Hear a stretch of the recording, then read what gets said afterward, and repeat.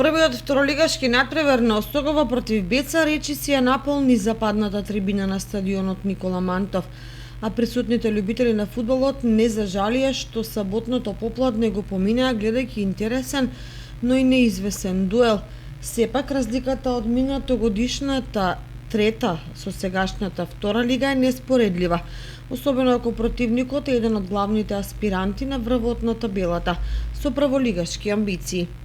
Осогово одигра колку што се неговите реални можности и колку што му дозволи далеку подобриот противник. Најдоброто го покажа во првите 20 на минути од второто полувреме кога изврши притисок на голот на Тофиловски, иако изгледна можност за удар кон голот уште во првото полувреме имаше младиот Крстав кој наместо да бие од 4-5 метри се обиде да нафрли.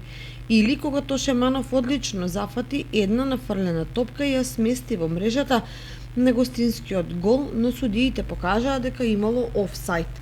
Бесава Кочани покажа дека има силен прв состав и силна клупа, што е предуслов за добри резултати.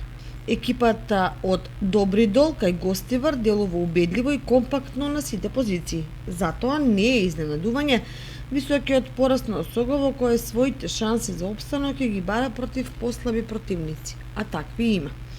Во првото коло, покрај надпреварот Осогово и Беса кој заврши резултатот 0:4, Башкими минимално го победи Охрид со 1:0. Победа го растори Тетак со 5:1. Беласица е поразена од Пелистар со 0:2. Новаци го совлада Ресими со 2:0, Каменица Саси и Скопје ги поделија бодовите играјќи 1:1. Деторит Плачковица го совлада Вардар со 1:0, а и Кожув Караорман со 3:0.